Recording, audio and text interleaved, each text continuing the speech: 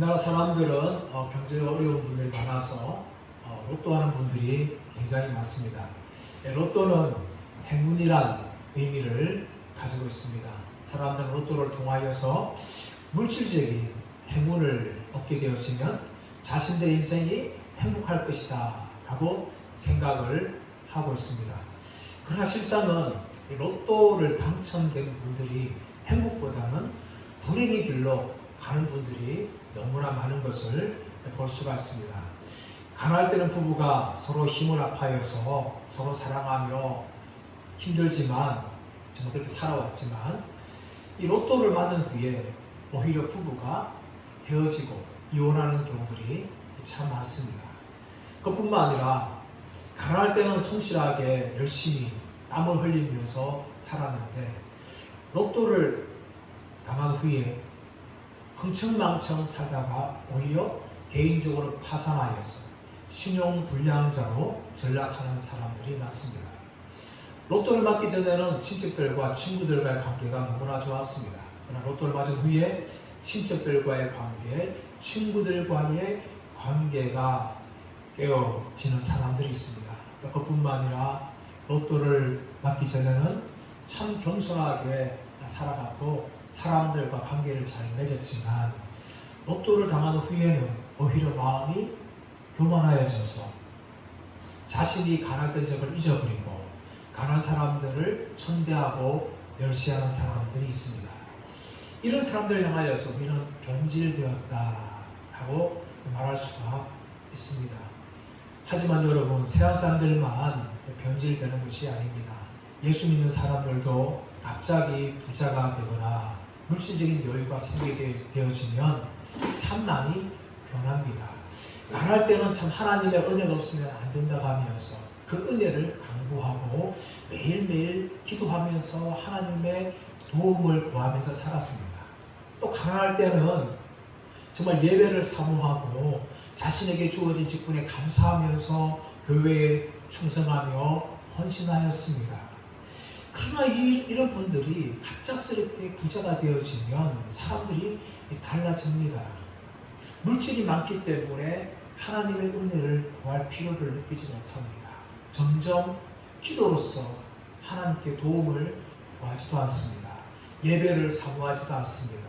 또 주일날 돈이 많기 때문에 놀러 다닌다고 예배도 빠져먹고 자신이 맡은 직분도 소홀히 하는 분들이 생겨나게 되는 것입니다. 이런 신앙적인 변질이 찾아옵니다. 성도만 그런 것이 아닙니다. 교회도 마찬가지입니다. 교회가 갑작스럽게 성장하여서 큰 건물을 짓게 되어지고 또 많은 사람들이 모이게 되어지면 교회는 변질됩니다. 과거에 뜨겁게 기도했던 그 교회, 충성하였던 그런 교회의 모습이 사라집니다. 특별히 상가를 둔 교회들 같은 경우는 더 그런 현상들이 나타나는 경우가 종종 있습니다. 교회 건물을 지은 후에 밑에 많은 상가를 둡니다. 그러면 그 상가들을 통하여서 수입이 생겨납니다. 교회의 정적인 여유가 찾아오는 거죠.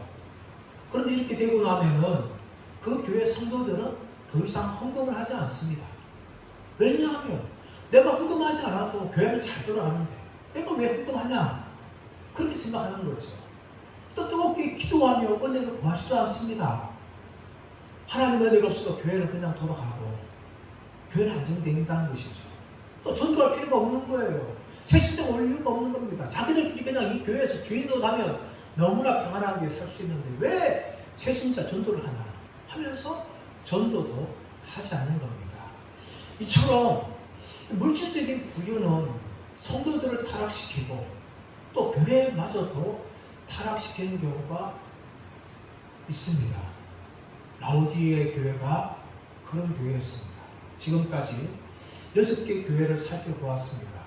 6개 교회 중에 예수님께서는 4대 교회만을 오로지 책망만 하셨어요.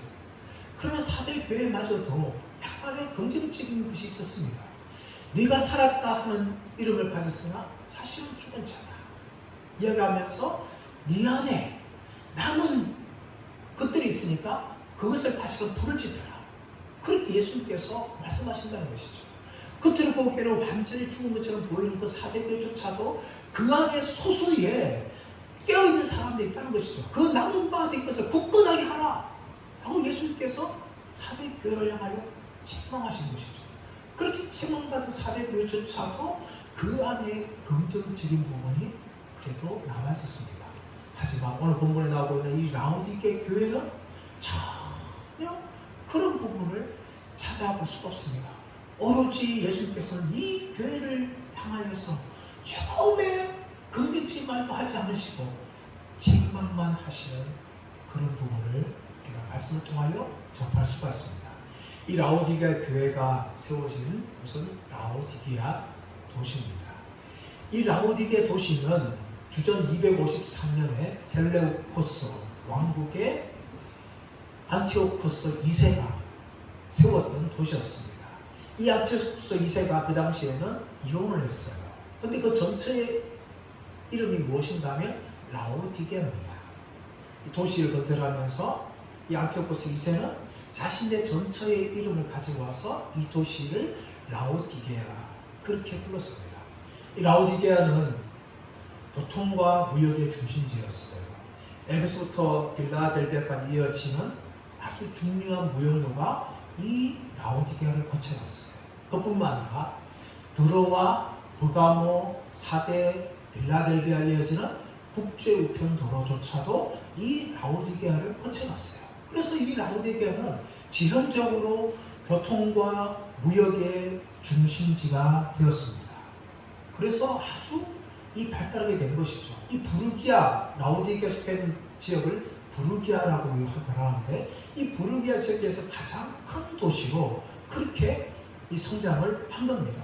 특별히 이 라오디게아는 양모 산업, 양털 산업이 굉장히 발달했어요. 양털 사업을 통하여서 막대한 부를 그렇게 얻게 되었습니다. 그뿐만 아니라 이 라오디게아는 이 금융업이 발달한 겁니다. 금융이 발달해서 오늘날 국제로 말하면 홍콩이라든지 이런 도시와처럼 이 금융이 굉장히 발달했어요. 그래서 이 라오디게아는 막대한 돈, 막대한 부를 그렇게 소유한 도시였습니다. AD 60년에 이 라오디게아에서 큰 지진이 났어요. 그때 로마 황제가 내가 너를 도와주겠다 라고 제안을 했지만 라오디게아는 자체적으로 돈이 워낙 많으니까 로마 황제의 도움을 거부했습니다. 황제의 우리 힘으로 도시를 다시금 재건하겠습니다. 그렇게 재건하였어요. 이런 모습으로 AD 17년에 일어났던 큰 지진이 나서 도시 자체가 파괴되었던 사데나 또 빌라델비아와 비교할 수 없습니다. 사데와 빌라델비아는 이 지진으로 인하여서 도시가 완전히 파괴되었을 때 너무나 가난하니까 티베리우스 황제의 도움을 받아서 도시를 건설하였습니다. 그러나 라오디게아는 너무나 부유한 도시이기 때문에 로마 황제의 도움을 거부하고 자체적으로 그렇게 도시를 건설할 만큼 아주 막강한 돈을 가진 그런 도시였습니다. 여기에다가 이 라오디게아는 의료가 굉장히 발달했어요. 그 당시에 나도를 만든 연고가 있었고 또 부르기아 가루와 기름을 섞어서 만든 유명한 안약이 있었습니다.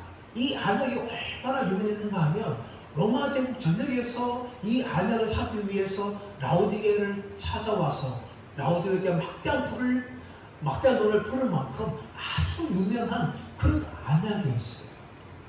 그리고 이 라오디게아는 로마 제국의 치하 아래에서는 정말 막강하게 번성을 하였습니다. 라오디게아가 로마 제국에 들어가기 전에는 버가모 왕국의 도시였습니다. 근데 이 버가모 왕국이 로마 제국의 멸망을 통하여서 로마 제국이 그 부르기아 지역을 통치하게 되었는데 로마가 통치할 때 다른 도시들은 로마를 향해서 반역을 막 일으켰습니다. 그런데 라오디게아만은 한 번도 반역을 하지 않고 로마 제국을 향하여 충성하였어요. 그래서 로마로부터 인정받게 되었고 또 로마 제국의 보호하에서 이 도시가 발전하게 되었는데 키케로가 총독일 때 이 라오디게아는 이 부르기아 지역의 행정과 사법의 중심지가 될 만큼 아주 유명하고 강성한 그런 도시로 성장하게 되었습니다. 그런데 이런 라오디게아 도시에 하나의 약점이 있었어요. 그 약점이 무엇인가 하면 이 라오디게아는 수원지, 물이 없었다는 것입니다. 남쪽으로 10km 떨어지는 데니즐리라는 온천이 있는데 그곳에 이 돌로 된 직경 90cm 된 강을 10km를 이어가지고 거기서 물을 받아와야 돼요. 온천이 있는데 오는 동안 10km 오다 보니까 물이 다 미지근이 되는 것이죠. 뜨거웠던 그 물이 미지근이 되어버리고 또 돌로 된 관으로 이게 통과하기 때문에 수질이 좋지 않게 되었어요. 수질이 오염된 거죠. 거기에다가 혹시라도 사고가 세워서 이 관이 어떻게 되어지면 물 자체가 끊어지는 거예요. 그리고 인근에 티쿠스라는 강이 있는데 건조 때는 아예 말라버려가지고 이 라오디게아가 항상 물 때문에 이 어려움을 겪었습니다. 그런 치명적인 약점을 가진 도시였습니다. 이런 도시에 라오디게아 교회가 설립되어지는데 사실 언제 설립되어지는지는 성경은 정확하게 말하고 있지 않습니다. 사도 바울이 에베소에서 사역할 때에 에바브라가 이 라오디게아와 또 인근에 있는 골로새와 히에라볼리를 세웠다라고 학자들은 추측할 뿐입니다. 이것이 가장 유력한 추측입니다. 그러나 이 누가 정확하게 세웠는지 성경은 구체적으로 언급하지 않습니다. 이런 라오디게아 교회를 향하여서 우리 예수님께서 먼저 자신을 소개하고 있습니다. 14절 말씀 볼까요? 14절 같이 읽겠습니다. 시작. 라오디게아 교회의 사자에게 편지하라. 아멘이시오. 충성되고 참된 정인이시오. 하나님의 창조의 근본이시니가 이르시되. 예수님께서는 당신을 향하여 자세하게 소개하시는데 첫 번째는 아멘이라고 소개하십니다. 이 아멘은 명사도 되고 동사도 될 수 있는데 이 아멘이라는 동사는 확증하다, 입증하다 라는 의미를 가지고 있어요. 구약 성경에서는 찬송을 부르거나 또 기도를 할 때에 그것을 검증하는 의미로 아멘, 우리가 부르는 찬송이, 우리가 드리는 기도가 확실합니다 하는 의미를 가지고 아멘이라는 붙였어요. 이사야 65장 16절에서는 이 아멘이라는 단어를 어떻게 번역하고 있는가 하면 진리의 하나님으로 그렇게 번역을 하였어요. 그러니까 예수님께서 당신을 향하여서 아멘이시다 라고 이야기하는 것은 예수님이 진리의 하나님이시며 동시에 하나님을 사신 예수님의 말씀은 진리이며 확실한 말씀이다 라는 것을 예수님께서 그렇게 말씀을 하고 계신 것입니다. 이것은 바로 이 라오디게아의 신실하지 못한 모습과 비교되는 것이죠. 더 나아가서 예수님께서는 충성되시고 참된 증인이시다 라고 이야기합니다. 예수님은 하나님께 늘 충성한 분이었어요. 충성하다는 것은 신실하다 라는 의미가 변함없다. 예수님께서는 이 하나님의 구원 계획에 끝까지 충성하심으로 순종하셨죠. 성육신 하신 것도 사역하시는 것도 그리고 십자가에 죽으시는 것도 다 하나님의 구원의 계획에 충성하시는 것입니다. 그분의 하나님 아버지의 계획에 충성하시는 예수님께서 십자가에 죽으시는 말미암아 뭡니까? 참된 증인이 되셨어요. 우리가 앞에 살펴보았지만 증인이라는 것은 순교자의 의미를 가지고 있는 겁니다. 예수님께서는 십자가에 하나님의 구원의 계획을 이루기 위해서 그렇게 죽으신 것입니다. 그래서 예수님은 당신을 향하여서 참된 증인이시오, 충성이시오, 참된 증인이시다 그렇게 말씀하고 있습니다. 이런 예수님의 모습은요, 신실하지 못하고 미지근한 신앙을 가지고 있는 라오디게아 교회를 향하여서 깨우치시는 말씀이기도 합니다. 세 번째는 어떻게 소개하고 있습니까? 하나님의 창조의 근본이신이라고 이야기합니다. 이 말은 바로 예수님이 창조주 하나님이라는 것을 말합니다. 이 창조의 근본이랄 때 헬라 단어 아르케라는 단어를 사용했는데 이 아르케는 근본, 으뜸이라는 의미를 가지고 있습니다. 그런데 이것을 시작이라고 번역하게 되어지면 예수님에 대해서 오해를 줄 수 있는 그런 잘못된 이 길로 나갈 수가 있습니다. 구약 성경에서 구약 보면 구약부터 예수님의 신성에 대해서 신성을 부인하는 사람들이 나타났어요. 그리고 더 나아가서 이 중세시대 때 아리우스주의자들 이 예수님은 피조물에 불과하다, 예수님이 인간에 불과하다. 하나님이 아니다. 하고 예수님의 신성을 부인했습니다. 그뿐만 아니라 오늘날 여호와 증인 같은 이단에서는 예수님은 하나님이 지으신 가장 뛰어난 피조물에 불과하지 하나님이 아니다 라고 이야기합니다. 이 예수님의 신성에 대해서, 예수님이 하나님이 되심에 대해서 이 초대교회 때부터 이 이단들이 나타났기 때문에 예수님은 이런 이단들에 대해서 소개하실 때 창조의 근본이십니다 라고 이야기합니다. 사도 바울도 골로새서 1장 15절 말씀 보시면 그는 보이지 아니하시는 하나님의 형상이시요 모든 피조물보다 먼저 나신 이되 만물이 그에게서 창조되었다 라고 사도 바울이 말하고 있습니다. 예수님을 향하여서 하나님의 보이지 않는 형상이고 모든 피조물보다 먼저 나신 이고 또 만물이 예수님을 통하여서 창조되었다 라고 사도 바울은 예수님의 신성, 예수님의 하나님에 대해서 그렇게 강력하게 이야기하는 거죠. 그만큼 초대교회 때부터 예수님의 신성을 부인하는 사람들이 많이 나타나는 것입니다. 그런데 모든 피조물보다 먼저 나신 이 하니까 예수님은 피조물들 중에서 가장 먼저 지어진 분이구나 이렇게 착각할 수 있는데 이 먼저 나신 이다 라는 헬라 단어는 프로토토코스라는 것인데 이것은 시간적인 순서의 먼저를 말하는 것이 아니라 탁월성, 우월성을 말하는 것입니다. 그러므로 사도 바울은 예수님께서는 모든 피조물과 비교할 수 없는 하나님 되심을 이야기하기 위해서 먼저 나신이다 라는 단어를 사용하는 거예요. 여기에 대해서 사도 요한도 요한복음 1장 3절에서 만물이 그로 말미암아 지은 바 되었으니 그 없이 하나도 된 것이 없다 하고 바로 예수님이 창조주 하나님 되심을 강력하게 이야기하고 있습니다. 오늘 본문에서 예수님께서는 당신을 향하여서 나는 창조의 근본이다 라고 말씀하시면서 창조주 하나님 되심을 이야기합니다. 왜 이렇게 말씀하실까요? 그것은 바로 라오디게아의 교만을 깨뜨리기 위함입니다. 라오디게아는 물질주의가 많았기 때문에 모든 것을 자신들이 할 수 있다 생각했지만 아니다. 내가 바로 창조의 근본이 되는 분이다 라는 것을 예수님이 그렇게 말씀을 하십니다. 이렇게 말씀하신 예수님께서는 이제 라오디게아 교회를 책망하시죠. 우리 15절에서 16절 말씀 보겠습니다. 15절 16절 시작. 내가 내 행위를 아노니 내가 사지도 아니하고 뜨겁지도 아니하도다. 내가 차든지 뜨겁든지 하기를 원하노라. 내가 이같이 미지근하여 뜨겁지도 아니하고 차지도 아니하니 내 입에서 너를 해하여 버리리라. 15절 말씀 보시면 내가 차든지 뜨겁든지 하기를 원한다 라고 말씀합니다. 예수님께서는 이 말씀하신 게 뭡니까?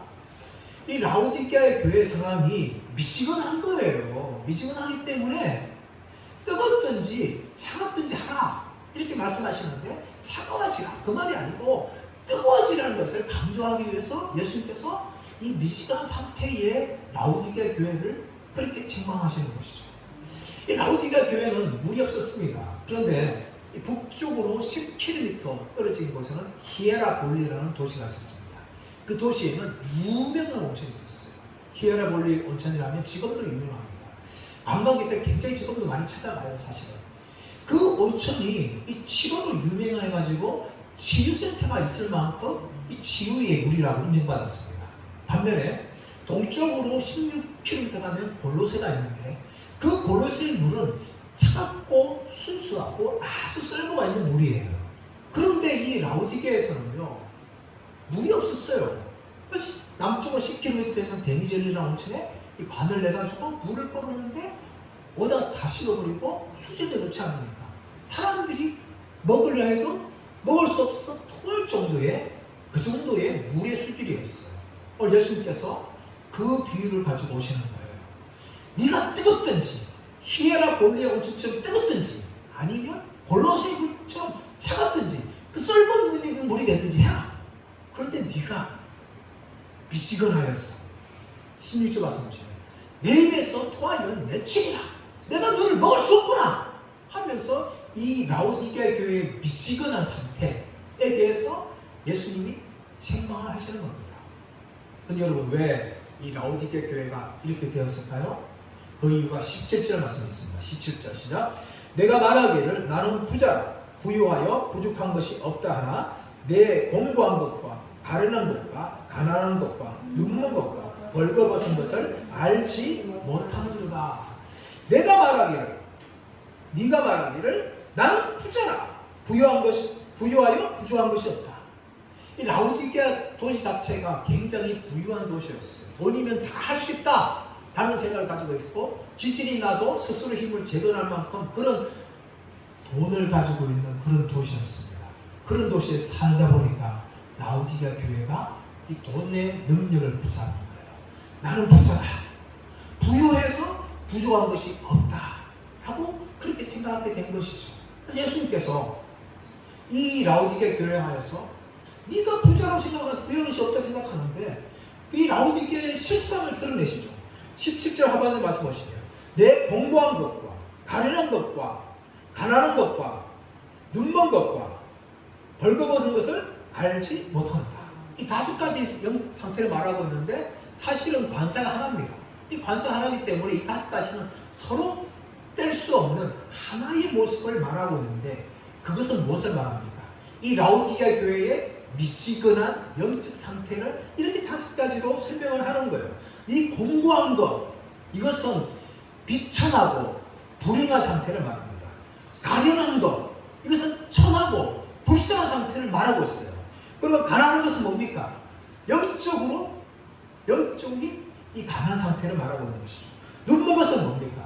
눈이 어두워서 전혀 보지 못하는 상태를 말하고 있는 거예요.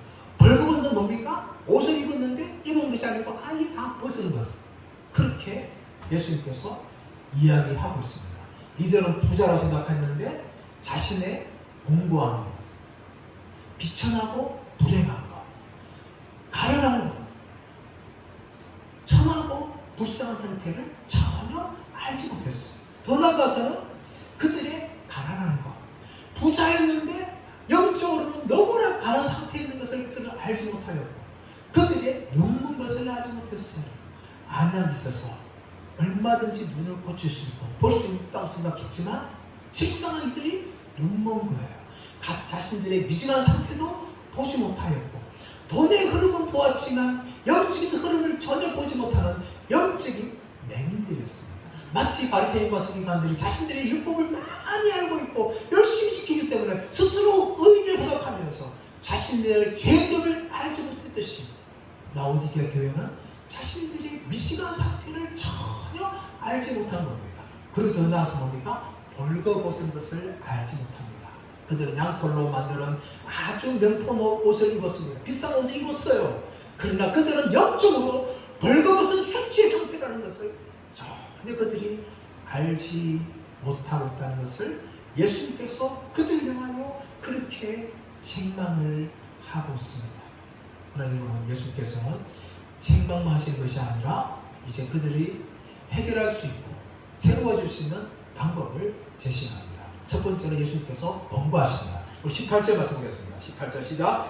내가 너를 권하노니 내게서 불로 연단한 금을 사서 부유하게 하고 흰옷을 사서 입어 벌거벗은 수치를 보지 않게 하고 안약을 사서 내게 눈을 발라 보게 하라. 내가 너를 원하노니. 예수님은 얼마든지 더 꾸짖으시며 책망할 수 있는데 예수님께서는 원하노니 하면서 그들을 향하여 부드럽게 지금 권하고 있습니다. 무엇을 권하고 있습니까? 내게서 살아는 거예요. 내게서 살아는 거예요. 이 라오디게아 교회는요, 사실 돈도 있었어요. 그리고 양털을 만든 아주 멋진 옷도 있었습니다. 그리고 그들은 눈을 밝게 하는 안약도 가지고 있었어요. 아무런 부족함이 없다. 우리는 부유한 자들이다. 그렇게 생각하고 있는데 예수님께서는 그들의 영적인 가난함과 미진한 상태를 책망하면서 내게서 살아라고 이야기합니다. 이것은 무엇입니까? 그들에게 없는 것이 바로 예수님께 있으니까 예수님께 사서 그들을 치유하라. 그렇게 예수님 말씀하시는데 첫 번째가 뭡니까? 불로 연단한 금을 사라는 것입니다. 라오디게아 교회는 금이 많았어요. 돈이 많았습니다. 그런데 그 모든 것도 어떻습니까? 하나님의 불로 태우면 다 사라지는 것이죠. 다 없어지는 것입니다. 그래서 예수님께서는 불로 연단하도 타지 않는 금을 사라고 이야기합니다. 그뿐만 아니라 이 불로 연단하는 금은요, 고난 가운데서 새로워지는 믿음을 이야기하는 것입니다. 라오디게아가 부유하고 고난이 없으니까 그들의 신앙이 미지한 상태 되고 말았어요. 그러므로 그들에게 없는 이 불로 연단한 금을 사라는 것이죠. 두 번째가 뭡니까? 두 번째 보시면 18절 후반에 보시면 흰옷을 사서 입어 벌거벗은 수치를 보이지 않게 하고 라고 이야기합니다. 그들은 양털로 산 명품 옷을 거쳤어요. 그래서 자기들은 전혀 벌거벗은 줄을 몰랐습니다. 예수님께서는 그들이 벌거벗었다 라고 얘기하면서 흰옷을 내게서 사서 너희들의 벌거벗은 수치를 가르라 라고 이야기합니다. 이 흰옷은 무엇입니까? 예수 믿는 자들에게 주신 보혈을 받는 의의 옷을 이야기합니다. 그 벌거벗은 자들, 죄인들 향하여서 가릴 것은 무엇입니까? 바로 예수님께 주신 흰 옷밖에 없다는 것을 예수님이 지금 알려주고 있는 것입니다. 세 번째는 무엇입니까? 세 번째는 안약을 사서 눈에 발라보게 하라. 그들은 이 부르기아 안약, 너무나 유명한 안약을 가지고 있고 그 안약으로서 보지 못한 것을 고칠 수 있다고 이야기하지만 아니다. 내게서 안약을 사여서 너희들의 영적인 상태를 보지 못하는 그 영적 맹인을 치유게 하라. 그렇게 예수님께서 이 말씀을 하시면서 권하고 계심을 볼 수 있습니다. 이제 두 번째 예수님께서는 권한 상태가 나간 것이 아니라 징계를 선언하십니다. 19절 말씀 시작. 물론 내가 사랑하는 자를 책망하여 징계하노니 그러므로 내가 열심을 내라 회개하라. 예수님께서 지금 책망하시며 징계하신다 라고 이야기하는데 그 책망하고 징계하는 라오디게아 교회를 향해서 무엇이라고 표현합니까? 내가 사랑하는 자라고 이야기합니다. 여러분 아무리 교회가 연약하고 미진한 상태가 된다 할지라도 교회는요 예수님의 신부이며 예수님께서 사랑하는 자라는 사실을 잊지 마시기를 바랍니다. 그러므로 우리는 우리 자신들을 소중히 생각해야 돼요. 그리고 믿음의 공동체를 소중히 생각해야 됩니다. 믿음의 공동체 중에서 혹시라도 연약하고 실족하고 세상에서 아무것도 안 상처를 보인다 할지라도 다 그 한 사람 한 사람이 뭡니까? 예수님께서 사랑하여 죽은 자예요. 그래서 예수님께서는 라오디게아를 향하여서 내가 사랑하는 자다. 이것은 바로 라오디게아뿐만 아니라 저와 여러분들을 향한 예수님의 말씀입니다. 아무리 우리가 가난하고 아무리 우리가 신앙적으로도 연약한 가운데 있고 죄짓는 가운데 할지라도 결코 예수님은 우리를 버리지 아니하시고 우리를 향해서 내가 사랑하는 자다 라고 이야기하시죠. 근데 예수님께서는 그 사랑하는 자를 고치기 위해서 하시는 게 뭡니까? 책망하며 징계하는 것이죠. 만약에 라오디게아 교회가 예수님과 전혀 상관없는 교회라면 예수님이 굳이 책망하고 징계할 이유가 없는 거죠. 예수님이 사랑하는 교회이기 때문에 예수님이 책망하고 징계하는 것입니다. 히브리서 11장 8절 말씀 보시면 너희에게 징계가 없으면 사생자요 참아들이 아니다 라고 이야기합니다. 잠언서 3장 12절 말씀 보시면 무릇 여호와께서 그 사랑한 자를 징계하기를 마치 아비가 그 기뻐하는 아들을 징계하는 것과 같다라고 말하고 있는 것이죠. 우리가 징계를 받는다는 것은 하나님 우리를 사랑하시는 증거입니다. 징계가 없으면 버린다는 거예요. 세상 사람처럼 그냥 잘 먹고 잘 살다가 그렇게 내버려두는 것은 뭡니까? 하나님과 아무런 상관없는 자들이에요. 그러나 우리가 징계를 받는 그 순간에 우리가 무엇을 깨달아야 되는가 하면 하나님이 나를 여전히 사랑하는구나. 난 하나님의 자녀구나. 이것을 우리가 기억을 해야 되는 겁니다. 예수님께서는 라오디게아 교회에 와서 내가 사랑하는 자라 부르면서 그들을 향하여 책망하시며 징계하겠다 말씀하시는데 이 징계를 받기 전에 무엇을 하라는 겁니까? 19절 말씀 보시면 하반절 말씀 보시면 열심을 내라 회개하라 이렇게 예수님이 촉구하는 것이죠.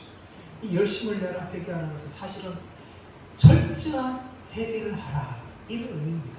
단지 열심을 내라 회개하라 그 말이 아니라 철저하게 열심을 가지고 회개를 하라. 대충 회개하지 말라는 겁니다. 대충 회개하다가 그냥 하나님 좀 용서하려고 또 죄짓는 길로 가지 말고 회개할 때는 철저하게 회개하라. 너희들의 미지근함을 철저하게 회개하라. 그렇게 예수님이 지금 라오디게아 교회를 향해서 이야기합니다. 그렇다면 여러분, 이 철저한 회개는 무엇입니까? 어떻게 여러분 철저한 회개를 할 수 있을까요? 이렇게 말하면 우리는 내가 좀 철저히 열심히 해야 되겠다 이렇게 마음을 먹고 또 내가 지금 막 적으면서 이거 하지만 결단하는 그것 생각하여 철저한 회개라고 생각하는 분이 굉장히 많아요. 그건요 철저한 회개가 아닙니다. 우리 인간들이 아무리 수백 번 그렇게 결심해도 우리는 또 넘어질 수밖에 없는 자들이에요. 그럼 예수님께서는 우리가 철저하게 회개할 수 있는 길을, 방법을 알려주십니다. 20절 말씀 보겠습니다. 20절 시작. 볼지어다 내가 문밖에 서서 두드리노니 누구든지 내 음성을 듣고 문을 열면 내가 그에게로 들어가 그와 더불어 먹고 그는 나로 더불어 먹으리라. 요한계시록 3장 1절 말씀은 모 선교단체에서 불신자들에게 예수님을 초청할 때 사용하는 구절입니다. 그러나 이 본문은요 불신자들 예수님을 영접하기 위해서 사용할 수 있는 본문이 아니에요. 왜냐하면 이 구절이 누구를 향해 말씀하고 있는데요? 라오디게아 교회를 향해 말씀하고 있는 것입니다. 주님이 사랑하는 자들 향하여 말씀하시는 것이죠. 불신자가 아니라 이미 구원받은 교회, 하나님이 사랑하신 자들, 그런 자들 향하여서 주신 구절이고, 이 구절은 예수님을 믿으라 이것이 아니라 회개를 촉구하는 그런 본문입니다. 이 본문에서 시작하고 있습니까? 볼지어다 헬라어로 이두. 이것은 무엇인가 하면 주의를 환기시키는 단어예요. 집중시키는 단어죠. 마태복음 1장 말씀 보시면 천사가 예수님의 탄생 고지할 때에 보라 처녀가 잉태하여 아들을 낳을 것이니 보라 이두 집중하라 이렇게 말씀하시는 건데, 집중을 말씀하시면서 볼지어다 말씀하시면서 내가 문 밖에 서서 두드리노니 라고 말합니다. 예수님께서 우리가 회개할 때 억지로 회개를 막 요구하지 않습니다. 예수님이 인격적으로 우리가 회개의 자리로 나올 것을 초청하시죠. 헐만 홀터의 이 빛 대신 예수라는 유명한 성화를 보게 되면 예수님이 등잔을 들고 문 앞에서 두드리는 장면, 그 장면을 보여주는 겁니다. 근데 여러분 밖에서는요 그 문을 열 수 있는 방법이 없어요. 안에서만 열어줘야 돼요. 예수님께서는 우리의 문을 강제적으로 열지 않습니다. 우리와 강제로 회개시키지 않아요. 우리가 인격적으로 예수님 앞에 나오도록 기회를 주시기 위해서 예수님께서 내가 문을 두드리노니 누구든지 내 음성을 듣고 그 안에서 문을 열면 우리로 하여금 예수님께 자발적으로 나오라고 요청을 하시죠. 그리고 어떻게 합니까? 내가 그에게로 들어가 그와 더불어 먹고 그는 나로 더불어 먹으리라. 그럼 이것은요 예수님과의 식탁 교제를 이야기합니다. 유대인뿐만 아니라 고대 근동에서도 식탁 함께 식사하는 것을 굉장히 중요하게 생각했습니다. 함께 식사한다는 것은 내가 너를 나의 친구로 삼고 있다. 이 우정의 의미를 가지고 있어요. 그만큼 식탁의 교제는 굉장히 중요한 겁니다. 예수님께서는 바로 이 회개한 자들 향하여서 식탁의 교제의 자리로 초청하죠. 내가 너를 친구로 삼고 있다. 내가 너를 인정해주고 있다 하면서 예수님과 더불어 먹겠다라고 이야기합니다. 그는 나로 더불어 먹고 나는 그와 더불어 먹으리라. 예수님과의 인격적인 만남을 통해서 우리가 회개의 이 은혜를 누리게 한다는 겁니다. 누가복음 24장 말씀 보시면 예수님께서 십자가에 죽으신 후에 엠마오로 가는 두 제자의 모습이 나옵니다. 부활하신 예수님께서 그들을 찾아가죠. 그러면서 예수님께서 그들과 뜻과 나누면서 대화를 하시면서 예수님께서 왜 죽으셨다가 3일 만에 부활해야 되는지 구약으로부터 이 모든 것들을 다 설명해 줍니다. 그리고 예수님께서는 그들이 깨달은 후에 눈을 뜨고 눈 떠보니까 예수님을 알게 되었어요. 근데 그 순간 예수님께서 살아주셨습니다. 그 두 제가 하는 말은 무엇입니까? 예수님께서 우리에게 성경을 풀어주실 때에 우리의 가슴이 뜨뜻하지 아니하더냐 라고 말하면서 그들이 엠마오로 가던 그 발걸음을 돌이켜서 원래의 곳으로 가고 있는 그 모습을 보여주는 것입니다. 사랑하는 여러분, 이것이 바로 영적인 회개예요. 예수님과 더불어 먹어야 돼요. 예수님과 교제해야 됩니다. 그럴 때에 우리의 미지근한 신앙이 다시금 회복되는 겁니다. 아무리 가지고 결심하고 다짐한다 할지라도 다시금 원위치예요. 그렇게 할 수 없는 거예요. 우리가 회복되기 위해서는 바로 예수님을 만나야 됩니다. 엠마는 두 제자가 예수님 만나서 그들이 가슴이 뜨거웠던 것처럼 이 식었던 우리의 상태가 뜨거워지기 위해서는 예수님과의 이 만남을 교제하는 것이 유일한 방법임을 예수님이 말씀하고 있습니다.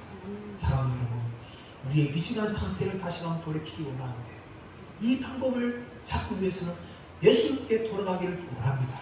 예수님과의 만남을 가지기 원합니다. 예수님 말씀 듣기를 원합니다. 예수님과 대화하기를 원합니다. 예수님과 교제할 때에 우리의 심령이 뜨거워지고 이 미지근한 법이 미지근한 상태가 회복될 수 있다고 예수님이 말씀하시면서 미지근한 상태를 회복하는 자들에게 예수님께서 축복의 약속을 하십니다. 우리 21절에서 보겠습니다. 시작. 이기는 그에게는 내가 내 보좌에 함께 하여 주기를 내가 이기고 하나님 보좌에 함께 앉은 것과 같이 하리라. 이기는 그에게는 내가 내 보좌에 함께 하여 주기를 내가 이기고 아버지 보좌에 함께 앉은 것과 같이 하리라. 여러분, 이것이 얼마나 영광스러운 모습입니까? 여러분, 계속해서 지금 파리에서는 올림픽을 하고 있어요. 우리나라 선수들이 사격에서 양궁에서 이렇게 금메달을 땁니다. 금메달 따는데 마지막에 어떻게 합니까? 시상식에 올라가죠. 3등이 올라가고 2등이 올라가고 마지막에 1등 금메달 받는 선수들이 올라가는데 그때 여러분 그 금메달 수여와 함께 최종적으로 어떻게 합니까? 국기가 올라가면서 애국가가 지칩니다. 그것을 볼 때마다 우리는 가슴이 뭉클해지는 겁니다. 이기는 자들에게 금메달의 영광이 주어지는 것이죠. 그런데 예수님께서는 오늘 이기는 자들에게는 금메달뿐만 아니라 무엇입니까? 내 보좌에 함께 하여 주겠다. 이것은 여러분 지금까지 이야기했던 그 어떤 것들보다 영광스러운 상입니다. 그 상이 바로 미지근한 상태의 라오디게 교회를 책망하면서 그렇게 주시는 말씀입니다. 저와 여러분이 오랜 세월 동안 예수 믿으면서 나도 모르게 첫사랑도 잊었고 나도 모르게 뜨거웠던 그 순수함이 다 사라지고 미지근한 상태가 될 수 있습니다. 그러기에 그 상태가 결코 정상적이 아닙니다. 그 상태로 미지근한 상태로 여러분 죽을 때까지 가지 마십시오. 돌이켜서 다시 뜨거워져서 우리의 살아있는 그 순간까지 뜨거운 상태로 주님을 섬기다가 우리가 이기는 자들이 되어서 이 영광스러운 상을 누릴 수 있는 저희 모두가 되시기를 예수님의 이름으로 축원합니다.